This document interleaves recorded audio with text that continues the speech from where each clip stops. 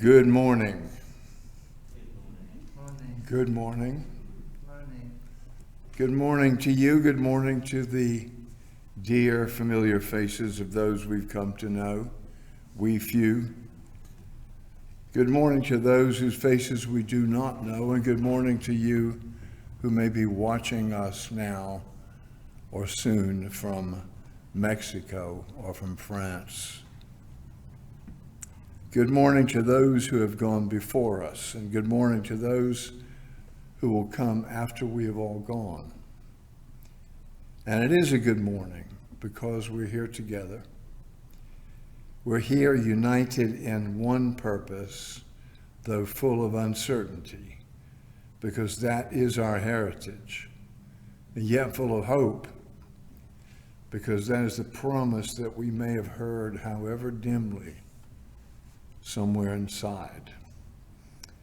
So let us make this good morning even better through our invitation to that one Spirit to come and join us. And let us greet this good morning by lighting our chalice flame.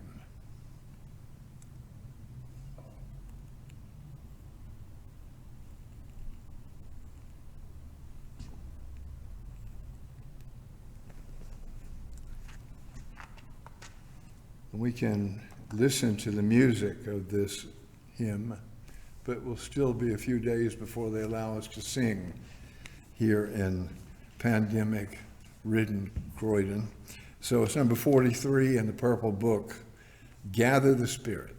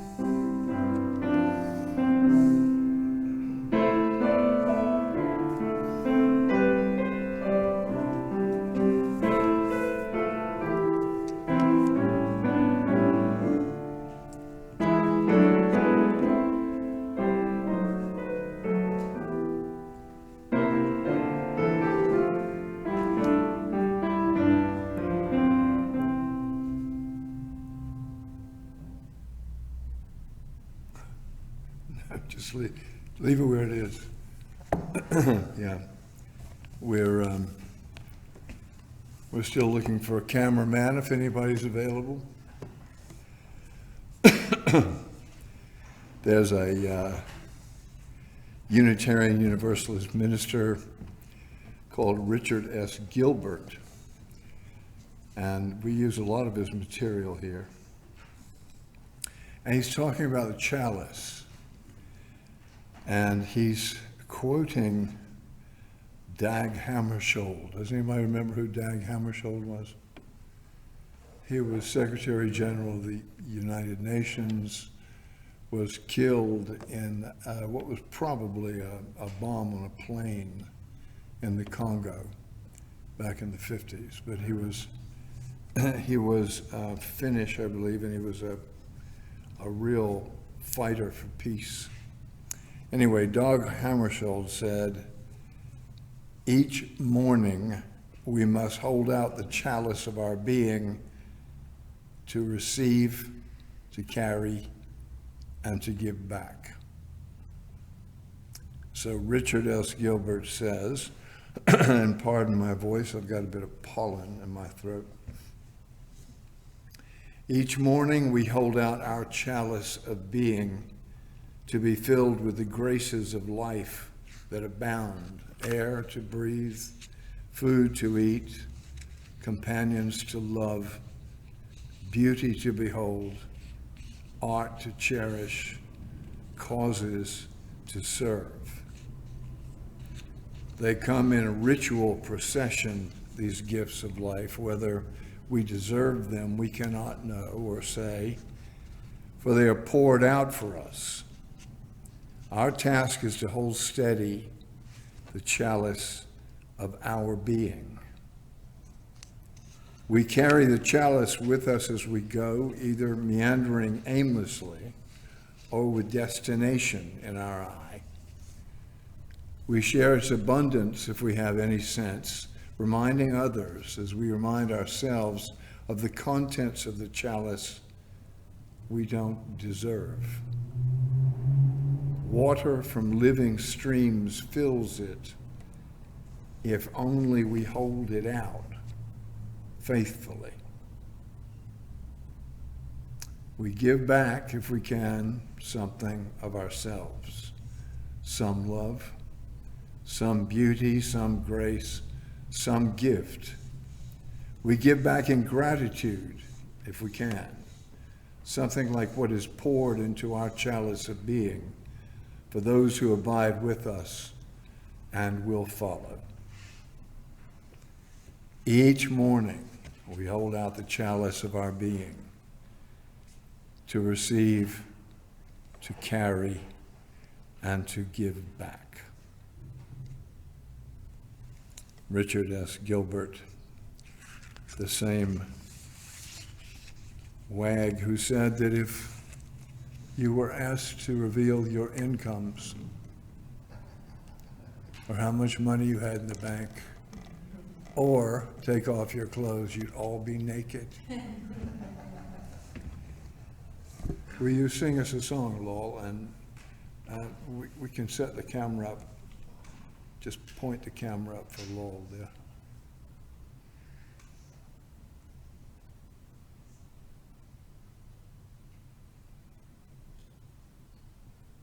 Okay.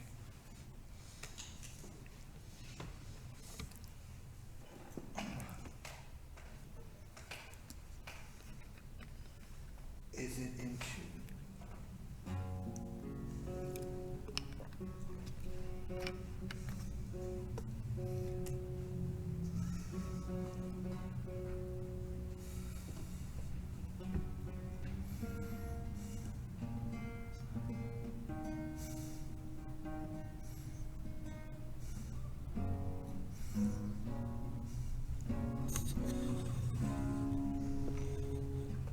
Thank you.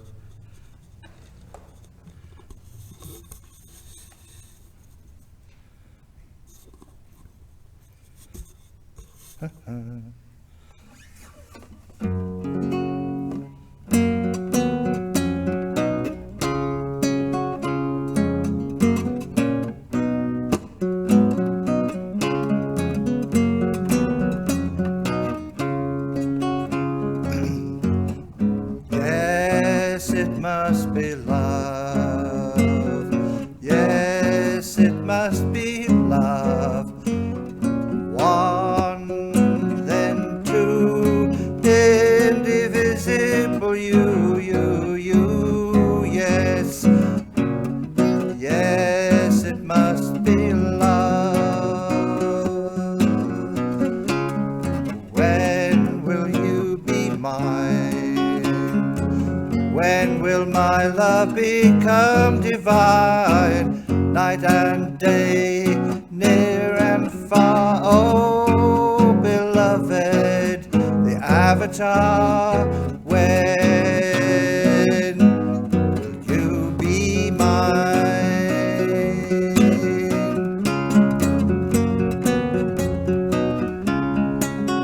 And how how can I be free? How can I be really me? I and me and my. Oh, let me live, Lord, so I can die. Yes, it must be love now.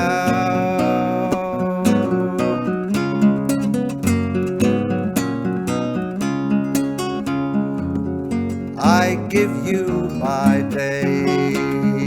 You show me your lovely way, how to be, what to see, and think of you, Lord, and none of me, showing me my way, showing me my way home.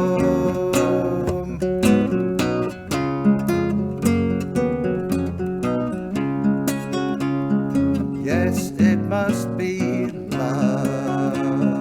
Yes, it must be love. One, then two, indivisible you.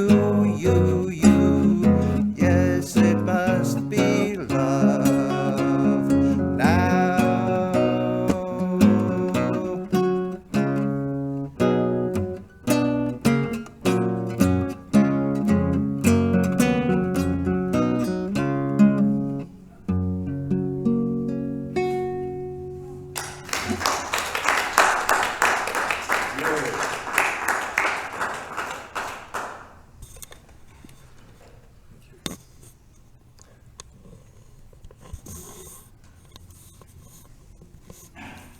That was lovely, Lowell. Thank you. Deserves a little contemplation now. So let's all just relax, feel completely at home. Do you feel at home here? I do, yeah. In the face of the immensity of the world, in the smallness of our tiny part of it, from the confusions of issues too large for us, we pause for this moment of contemplation.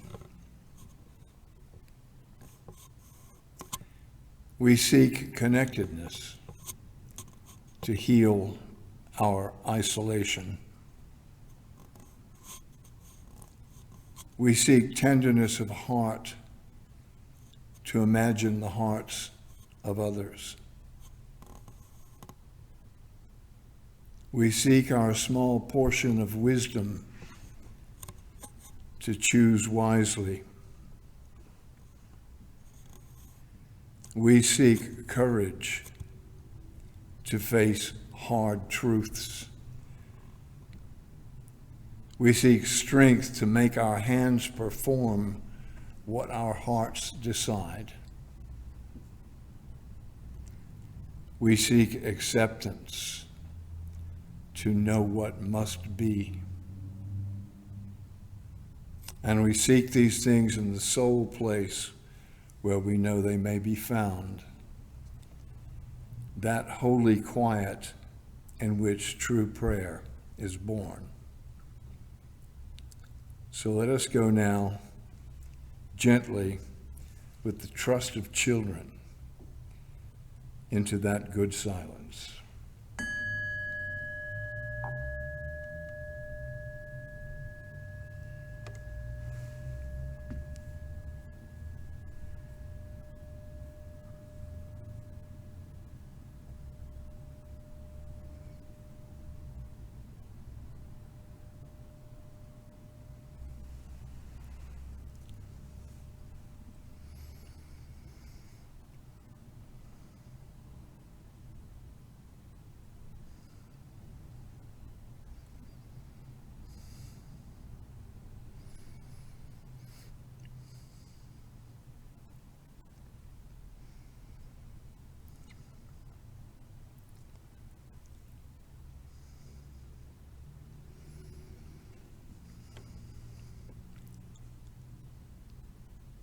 one Spirit which we know as holy.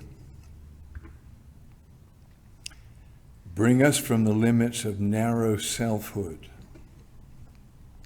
out into the clear light of love. And though we know so little about prayer, we still dare to say, so be it. Inshallah. Shalom. Amen. Wish we could sing this next one, but we can pretend we're singing. You can sing into your mask a little bit. Whisper. It's number 219. You are the song of my heart.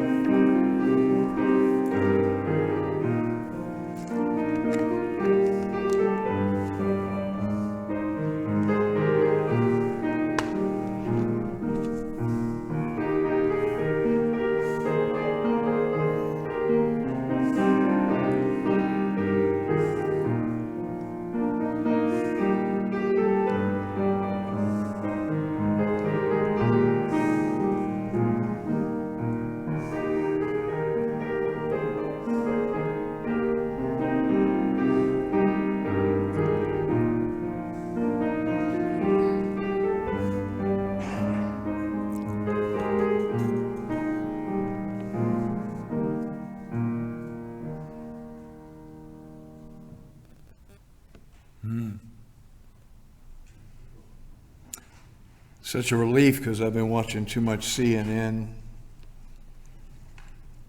I hear people just babbling on, and I hear opinions strongly expressed, and I see people get angry, and I don't hear anything. People don't seem to be able to talk to each other now. You'd think that now that everybody's got a smartphone, that would get a lot easier. We'd all have a lot of practice. If you don't get my meaning, just have a look at what's been happening in Parliament. A place whose very name means a place to parlay or to talk. Lips are moving, tongues are wagging, but it seems like there's not a lot of real communication going on pretty much anywhere right now. And I recommend you not look at CNN, because if you see what's happening in my home country, then you'll see the thing in its finest flower, where people can not only not talk to each other, they can't stand the presence of each other. Lack of communication has now solidified in what is being called, not without meaning, a culture war. It was a cold culture war before, until the insurrection at the national capitol on January 6th, when over 140 policemen were severely injured and 5 people wound up dying. And now even reasonable people are speaking to and about each other in such polarized ways that we would not have believed it possible. Not possible until a few years ago. Wisdom, especially expressed in speech, has flown the coop. And the only thing that I can think that it reminds me of is what happened in one of the tales of the Old Testament,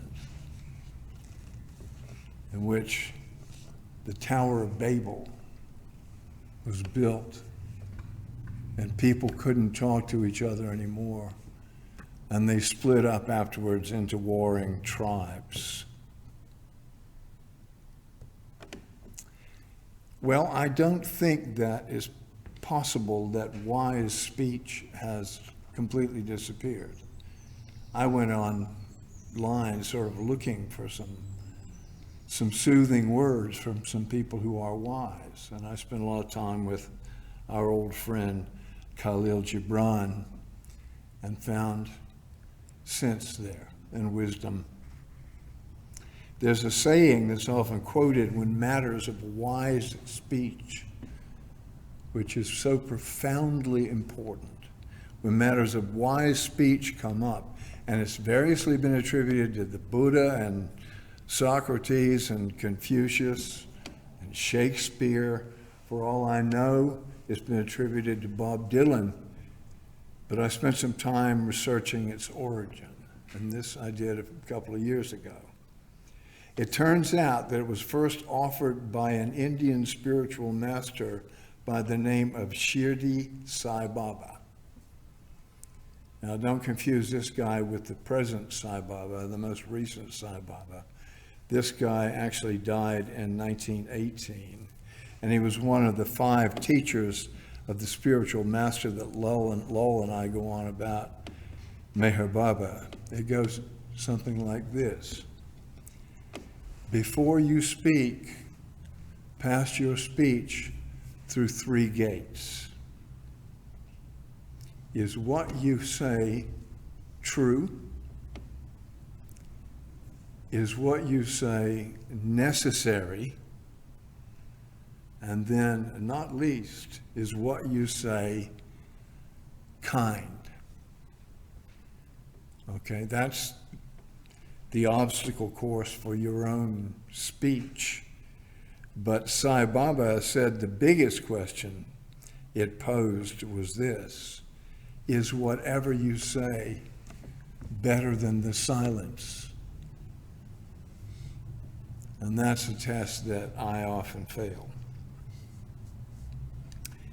The question, is it true, is not as straightforward as it might sound. Often we say something is true when it's really just a kind of a very strongly held opinion, something that we've heard and cooked inwardly until it becomes a part of our own personalities. But whether it's true or not is something else. Now, here's an example. Some American politicians say this: marijuana use leads on to heroin. Okay? That's said as a truism, as if it's absolutely true. If you don't let people smoke joints, they'll never shoot up heroin. And the people who say it believe it's true, because most heroin users at one time or another, it's true, have used cannabis. But as somebody pointed out, I think it might have been Bill Maher, all heroin users before at some point have had asparagus as well. But research has shown that there is no link that can be demonstrated other than the fact that both things happen in an illegal culture. Well, right there we get stuck in that first gate. In order to make that statement pass, we would have to modify it like this: I am worried that cannabis use will lead to hard drug addiction. Now, that's a true statement if it's how you feel. It also opens up room for negotiation. It's not cast in stone. By allowing a touch of humility into the argument, it humanizes it. It can't be disputed as untrue, because what you've said is, I am worried that this is so. By saying it, you're not demanding a solution from the law courts. You're asking for concern for your anxiety. Now, of course, there are certain things which simply, damn it, are true. Donald Trump lost the election. That is true. And to equivocate about that is not only a naughty thing to do, it's downright dangerous. And there's a really good example afoot. A big example is climate change. Lots of people have opinions that it's a hoax. They express those opinions. They even quote some dodgy scientific research that represents under 1% of the scientific community. But science in general has put a cork in all that. To claim that people who disagree are liars with vested interests, even to imply that is once again to fall down at that first gate. If something is true, then it is true in its own terms, not reliant on the falsehood of opponents. As some American politician Wag said, you're entitled to your own opinions, but not your own facts. Which brings us to the second of the three gates. Is what you're going to say necessary? Now, if somebody asks you if they look fat in the pair of jeans they've just bought, ever happened to you? You cannot rely on the first gate. You cannot just say the truth, whatever the truth is, can you? So you have to deal with a problem here where sometimes not entirely revealing the absolute truth is the best way to go. The realm of the little white lie. And here is where the question of is it necessary comes to the front of the queue. Well, I think probably everybody here in this room would rely on tact at that point. But for the sake of argument, what if the person does happen to look unusually obese at that point? Okay? Maybe showing signs of fatigue, and the question of diabetes might emerge. Well, what if you're able to detect in that beef stroganoff that they oversalted, that you dutifully ate and smiled over? If they detect in that signs of decay and spoilage, and you fear you and your host might get sick if you finish it. Isn't it the case that the silence or the white lie is the greatest evil? Well, one of my great heroes was a guy called John Woolman. I've talked about him before. He's a Quaker. He lived in the frontier state of Ohio in the 18th century. He was a merchant, and like all Quaker merchants, he was a fair trade guy. He was known for his humility and his kindness, his piety, and over some years of effort and negotiation with that group of settlers, relationships with a tribe of American Indians whose land had been taken by settlers had become pretty well balanced. There's a fair amount of mutual respect and give and take. And then another merchant moved into the settlement and upset the balance and started selling guns and whiskey to the Indians. Well, this led to new problems of violence, as the Indians had no history of what was called firewater, and hence no way of controlling drunken behavior. To make it worse, there have been episodes of random shooting and rioting as the frustrations of being displaced, the original inhabitants of that land being displaced by these white strangers, went to the tribe, amplified by the drink. So Woolman and the other Quakers got worried. Despite all their Quakerly efforts of being fair and making peace, they faced a newly violent frontier problem. Unable to protect themselves because they didn't use firearms, it was decided that the bravest person among them, namely our friend John Woolman, should approach the new merchant and prevail upon him to stop creating havoc. But the man had a fearsome reputation. He'd been known to be violent with strangers and drunk. But one morning anyway, John Woolman went to the merchant's door. And as he stood waiting, he experienced this feeling of shame.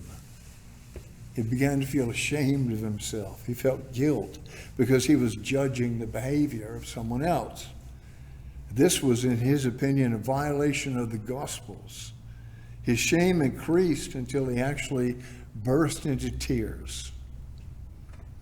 So that when the scary merchant guy opened his door, he saw a woman standing there sobbing. And in this Quaker story, the man was so struck by a woman's humility that he made to comfort him. He invited him inside. They spent a long time discussing the Bible and the peaceful message of the Society of Friends. And in the end, the merchant agreed to stop selling booze and guns and join the Quakers. Ta-da. Well, it's hard to separate myth from fact in this tale, but part of it rang true for me. Maybe they do for you. Woolman had passed through the first gate, had staked his life on the second gate. He told the truth, and the truth was necessary. It was necessary to do something to stop what was clearly a problem for everyone. What he did exemplifies a bigger question. Was it better than the silence? Was what he did better than the silence? What made Woolman cry on the merchant's doorstep brings us right up to the third gate. Is what you have to say kind? It's reasonable to ask what kindness has got to do with it anyway. What's kindness got to do with it? What are we talking about here? In important matters like Indians attacking and matters of state, surely it's enough to be factual. Kindness would be a pleasant extra, but not essential. But Sai Baba and the others who repeat the three-gate motto point to something that's too often left out of dialogue. Winning at all costs does just that, create costs. Making kindness an essential part of wise speech points to the larger, unstated point. You know, we're going to have to live together when this is all over. There's no peace, as we all know, in merely winning an argument.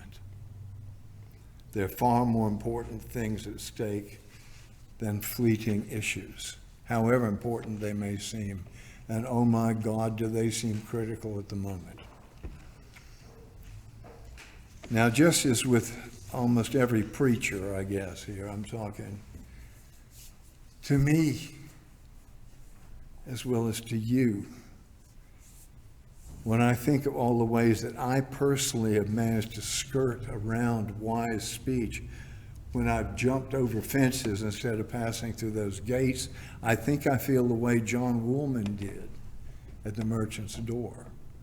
Because who am I to stand up here and tell you about the wisdom of speaking? And the French have got this phrase for realizing later what very clever rejoinder that you might have given in an argument. And I'm guilty of this. They call it a stairway speech, because you realize it as you're leaving by the stairs, what you could have said, which would have finished them off. Instead of thinking later about all the clever things I could have said, I want to think instead of ways in which I could have separated truth from opinion. I could have held my breath when speaking would serve no good purpose. And above all, added a dose of real human kindness to the interaction. Because you see, I think Sai Baba knew what he's talking about. And the larger issue, is it better than the silence? That stays with me. I talk too much. Maybe you've noticed. Never mind the three gates. If I could learn to shut up occasionally, I might be better able to understand why the teacher, Meher Baba, maintained complete vocal silence for 43 years. As he once said, things that are real are given and received in silence. So what I'll just say is, Amen.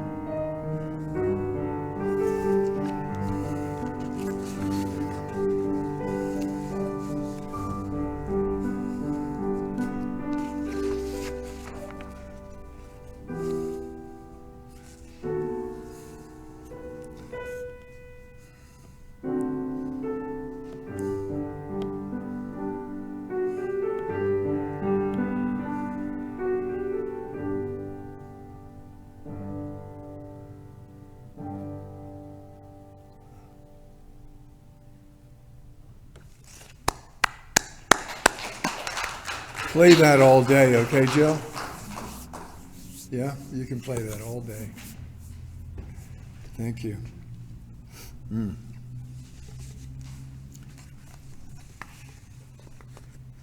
We don't pass around the offering plate anymore, but if you want to give us some money, there's a little